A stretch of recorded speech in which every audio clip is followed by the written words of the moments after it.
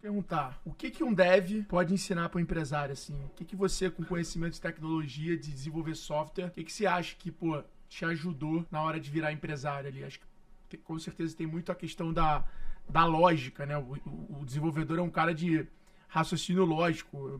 Eu lembro do Ricardo falando muito para mim que o lance não é fazer o código, o lance é fazer o código limpo. É escrever o mínimo possível. É isso que faz um dev se diferenciar. E o que ser dev ajudou o João empresário? Cara, eu penso assim, ó, que software bom é o software que some. Ou seja, ele está tão bem feito que ninguém escuta falar do código ou outra coisa, né? Então o negócio ele roda tão bem ali que ele não gera uma preocupação. Como desenvolvedor, você tem uma necessidade de lógica muito grande, igual você falou. Então você consegue buscar prever todos os passos que aquele sistema vai ter antes de fazer uma implementação, por exemplo. Então, imagina um tabuleiro de xadrez, você mapeia todas as jogadas. E como empresário, a gente não tem uma visão total do que vai acontecer no mundo, mas todas aquelas que nos respeitam ao nosso negócio, a gente precisa ter. Então, trazendo ali um conceito de construção de software, aplicando isso para dentro do mundo empresarial, né? Todas as variáveis que são possíveis a gente identificar, eu aplicava isso dentro do negócio. Então, tentava prever o máximo possível das ações que a gente ia fazer, do caminhar que a gente tinha. E com isso, ir moldando a empresa com todas essas necessidades. E qual que é a dificuldade? Você falou agora há pouco que na hora que você tomou a decisão de crescer, daí vocês cresceram. Qual que é a maior dificuldade de escalar uma empresa de serviço? São duas, na minha visão, cara. A primeira, eu acredito que seja a contratação de mão de obra qualificada. Não é a contratação de mão de obra, né? Seria qualificada mesmo para atender aqueles requisitos específicos. Porque às vezes você tem muita gente boa, mas ela não está ali dentro daquele perfil necessário para aquele momento. E a segunda é lidar com o fluxo de caixa. Eu acho que a necessidade de fluxo de caixa dentro de empresas de serviço ela é muito grande, cara. Por quê?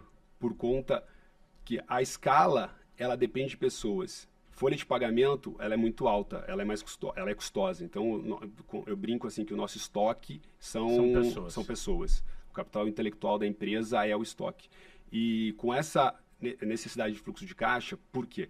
Porque a folha de pagamento acaba... Você tem que pagar todo mês de folha de pagamento, você recebe do teu cliente. Você acaba tendo que pagar 2 ou 3 folhas de pagamento até receber. Então, cada vez que você cresce, você precisa injetar mais dinheiro. Então, essa... Assim, e existe alguma maneira de resolver isso que você achou no meio do caminho ou não? O que a gente conseguiu fazer foi estar muito atrelado ao crescimento do que a gente ia receber. Então, por muitos anos, eu fazia... Porque nós somos uma empresa totalmente bootstrap. Eu não tenho um investidor, não temos nada. Então, assim, até hoje. E isso fez com que a gente criasse algumas lógicas para identificar que ia ter lucro nos projetos para que a gente pudesse crescer mais. Então, isso acabou sendo um game ali que a gente aprendeu a jogar. Então, o crescimento estava atrelado ao resultado, que o resultado fazia a gente crescer mais. E quando você perde um cliente relevante? É um problema também, né? São 2 pontos ali. Quando a gente perde um cliente relevante, ele é muito ruim porque ele estraga a tua visão ali de meta futura pensando em faturamento, né? Ele tem ali aquele, tu se projeta para conquistar um cliente, quando você perde, ainda mais um relevante, é muito ruim. Então, a gente odeia perder cliente, não tem nem que ver sobre isso. Mas pensando em estruturação da empresa, como ela está hoje, perder um cliente faz com que eu aumente o meu caixa. E com isso eu tenho uma necessidade de ir atrás de outros clientes. Mas assim, pensando em caixa, que é esse primeiro problema, imagina assim, eu tenho um corte hoje de um cliente, aumenta meu caixa. Então hoje eu não tenho tanto problema de vida. Você não vai ficar com, sei lá, vamos falar que você tinha 30 pessoas alocadas para aquele projeto. Sim. Daí você perdeu esse cliente. Talvez durante os próximos 3 meses, se ele tem um fluxo de pagamento para você de 90 dias, ele vai continuar te pagando. Mas, de certa forma, aquelas pessoas vão ficar desalocadas. Perfeito. E daí, depois de 90 dias, você começa a ter um problema. Se você não conseguir outro cliente. Claro que, assim, a forma como a gente está estruturado hoje, a gente tem vazão para alocar muitos profissionais. Então, a gente tem dentro da empresa quase 90%. Quando tem um término de um projeto, esses profissionais já são direcionados para outros. A gente tem Então hoje você tem uma demanda infinita. Eu tenho uma demanda infinita. E eu você tenho que não aceita cliente, então. Sim, a maioria das vezes. Projetos, isso daí foi algo que eu demorei para aprender. Projetos, mesmo que paguem bem, que não tenha fit cultural com a empresa, a gente não pega. Dá um exemplo. Não precisa dar um exemplo o nome, mas dá um exemplo de algo que aconteceu. Fala o setor, né? Empresa de construção. Ou o que é o fit com, com vocês? Empresa que não tenha maturidade com TI. Tá. Uma empresa que está usando a tecnologia ou o aplicativo ou a plataforma que vai ser desenvolvida como ponto principal para o negócio. Vou explicar. Entendi. Ela não está usando a plataforma para escalar o negócio dela ou para movimentar o seu negócio. Ela está usando o aplicativo como uma solução final. Ela está imaginando... Ela é uma empresa da solução. É uma empresa da tipo solução. Você criar HubSpot. Isso aí. Não é o teu trabalho. Não, é meu trabalho. Então tem muita gente que vem... Ou, por exemplo, ele vem e te pede um app de táxi. Tá. É isso. É isso, cara. Porque no final o aplicativo de táxi vai ser o que vai usar no dia a dia. O cara não tem nada a ver com o táxi, não tem uma estruturação nenhuma. Ele quer o aplicativo porque ele acha que ele vai conseguir fazer um demand ali de táxi. Ele não vai conseguir. Não vai É uma conseguir. software house de startup. E aí depende também. Tem empresa grande, cara. Empresa grande também tem esses pontos, mas assim, startup tem mais, lógico.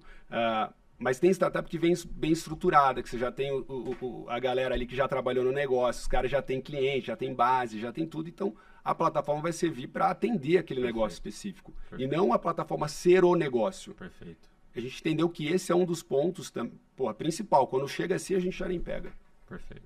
Você sabe que vai ter dor de cabeça, não vai entregar o que o cara tá esperando, ele vai culpar você. O cara vai culpar a gente, ele vai colocar toda a expectativa daquele momento da vida dele na gente e não vai ser correspondida. O projeto vai ser entregue e vai funcionar, mas depois disso Mas não é esse o problema. O problema não é a tecnologia que você criou, o problema é que não é a tecnologia que resolve, a tecnologia é meio, não é fim. Nesse caso em si, a tecnologia tem que apoiar o negócio. É um conjunto de fatores, né? Não existe negócio sem tecnologia, não existe tecnologia sem negócio. Tem que estar totalmente atrelado. Tem que ter a necessidade. Eu tenho mais uma aqui. AI. É um negócio que nos últimos 3, 4 anos tem evoluído muito. Então você vê hoje Cursor, várias ferramentas que ajudam os desenvolvedores a desenvolverem mais rápido. Eu vi um post esses dias do Henrique do Bugras falando sobre isso, falando que ele faz com que o time dele utilize as ferramentas para codar. Então, os desenvolvedores, cara, quero que vocês usem as ferramentas sim, mas eu quero que você revise e garante que esse código tem maturidade, tem qualidade, que tenha segurança e assim por diante. E aqui no próprio G4, né, a gente tem desenvolvido muita coisa com AI. Então, uma pessoa que tem um conhecimento intermediário de desenvolvimento, não um dev, ele consegue desenvolver ferramentas super completas, que no fim do dia é muito mais uma pessoa de negócios com conhecimento de tecnologia que consegue desenvolver bem, depois ele passa pelo nosso time de segurança para garantir que está tudo redondo, né, para a gente também não ter nenhum problema. Mas a gente vê que o ganho de produtividade é relevante. Como que vocês têm visto o AI no negócio de vocês para ajudar o teu time de desenvolvimento a desenvolver mais rápido, melhor, mais eficiente? Cara, para qualquer negócio, se não tiver AI daqui para frente, o negócio vai morrer. Isso é fato. E aí tem que ser utilizado para tudo, para todos os departamentos e todas as empresas. Para desenvolvimento de software, a mesma coisa. Se a gente não utilizar a velocidade e a forma como a IA pode ajudar em padrões, em formas que antes era muito manual, a gente também vai ter um problema. E isso vem eu enxergo com muitos bons olhos assim, essa evolução. Antigamente, quando você olhava a evolução tecnológica como um todo, demorava muito, né? Porra, primeira máquina computacional ali que foi criada de computação, acho que foi 1800, se eu não me engano. Depois uma memória magnética foi quase 100 anos depois, 1900. Demorou 100 anos para ter uma evolução tecnológica. Agora não. O ChatGPT para os outros itens, para a criação do celular mesmo, não é tão antigo, né? A forma como os smartphones estão... 14 anos atrás. A UPA passou até por um movimento, para responder a tua pergunta, né? Pensando em IA. Eu vejo da mesma maneira como as outras tecnologias foram introduzidas para esse mundo. Ou seja, 2013 e 2014, você não se falava tanto em desenvolvimento mobile. Poucas empresas tinham esse conceito. E veio até numa estruturação, pensando no mundo corporate, de mobile first. Perfeito. Então, você fazia a introdução de toda a tua regra de negócio, primeiramente para o mobile, para depois exportar isso para a plataforma web. e você via isso numa crescente. A mesma coisa é agora. As empresas precisam realmente começar a utilizar IA para fins dos negócios. E quando eu olho para a linha de desenvolvimento de software, é a mesma coisa quando você olha uma tecnologia antiga, um COBOL, um C, até mesmo um C++, que você tinha ali uma estruturação muito diferente de desenvolvimento e criação de programas lógicos. Depois você veio ali com a Borland, criando o Delphi, com a Microsoft, com o Visual Studio, que já era uma construção de software com janelas, que você puxava um botãozinho ali. Naquela época, cara, eu escutei muito assim, o desenvolvedor vai sumir, não vai precisar mais de desenvolvedor. Isso há 15 anos atrás, quando eu fazia faculdade ainda. Então, antes, né, até durante a faculdade, vendo esse ponto. É a mesma coisa agora. O que vai diferenciar, cara? É o desenvolvedor que realmente conhece o negócio. É aquele cara que é especialista em identificar a solução do software para o negócio em si. E a IA vem para ajudar e acelerar esse movimento.